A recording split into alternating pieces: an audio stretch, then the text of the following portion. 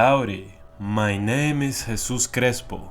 Today I will analyze a very violent and historic American novel, Blood Meridian, or The Evening Redness in the West, by American author Cormac McCarthy, originally published on April 28, 1985.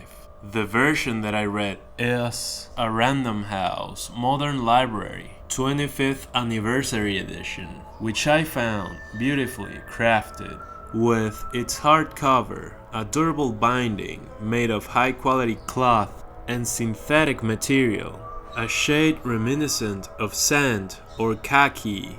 It features minimalist, understated design with its dust jacket, a departure from the more graphic covers of paperback editions. It is made of acid-free paper, which prevents the pages from yellowing or becoming brittle over time. Another important feature is an introduction by the renowned literary critic Harold Bloom, who wrote an extensive and insightful comment for this edition. In it, Bloom analyzes the character of Judge Holden, whom he compares to Shakespeare's Iago and Melville's Captain Ahab, and defends the novel as a masterpiece of world literature, a statement with which I wholeheartedly agree. Blood Meridian is a historical, philosophical, and grotesque descent into the depths of human condition.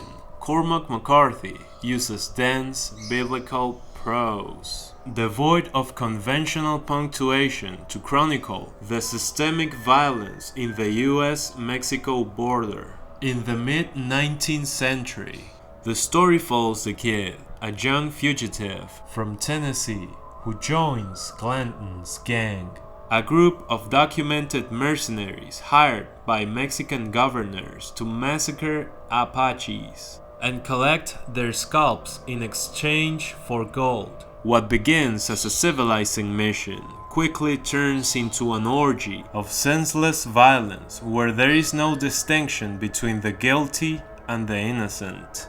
The group rape, torture, slave, and kill warriors, elders, children, animals, and peaceful villagers alike, losing all trace of humanity in the process. At the heart of the story is Judge Holden, the most popular figure among readers. At first glance, he is a giant albino bald, multilingual, scientist, dancer, musician, philosopher, leader, murderer, rapist, slaver, and, if you get to know him in more depth, he is the macabre force of nature who portrays the beautiful and brutal landscapes of the story. The most terrifying figure in modern literature because he embodies absolute will. His philosophy is that war is man's natural state, in which the victor claims the right to exist. His omniscience allows him to know everything and be everywhere. He has a saying that defines his world view. Anything in creation that exists without my knowledge exists without my consent. The work is influenced by 20th century Gnostic aesthetics. In this view, the material world was not created by a benevolent god, but by a malevolent demiurge, Judge Holden, an entity that traps souls in a cycle of physical violence from which there is no escape. McCarthy seeks to debunk the idea of manifest destiny. He shatters the romantic myth of the Old West. Cataloging his work as an anti-Western, there are no heroes in white hats in his story. It is a fierce critique of the foundation upon which America was built. Expansion rooted in genocide and justified by a divine will, which the judge takes it upon himself to parody. Cormac's mastery lies in contrast. He uses descriptions of breathtakingly beautiful landscapes to frame acts of unbearable cruelty. Note on language: McCarthy avoids quotation marks and uses polysyndeton, the repetition of conjunctions such as and. This creates a hypnotic rhythm.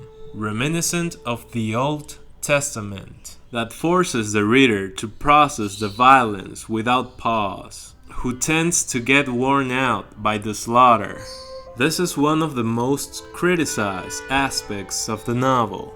The evening redness in the West suggests that civilization is merely a thin layer of paint over a wall of violence. The kid represents the last shred of moral resistance, but in the face of the timeless figure of the judge, morality is irrelevant. Some analysts affirm that both characters are the same person because of its oddly ambiguous ending. The most direct historical source which the novel is based is the memoir My Confession, Recollections of a Rogue, written by Samuel Chamberlain. He was a soldier who claimed to have been a member of the mercenary gang led by John Joel Glanton in the late 1840s. Unfortunately, most of the characters were based on real people. McCarthy conducted extensive research into the era of the Scalp Wars.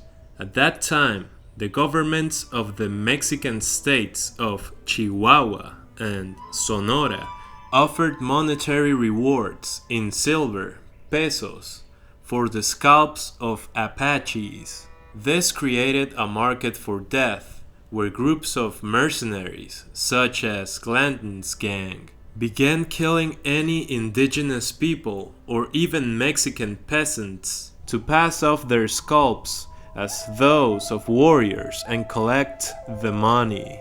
In my opinion, Blood Meridian is a chronicle of what happened during that era, before it, and what continues to happen along the border between Mexico and the United States. Not only there, but anywhere in the world where we constantly read, hear, or see news about acts of violence, extortion, theft, corruption, kidnapping, rape, murder, shootings, genocide, poverty, famine, and wars.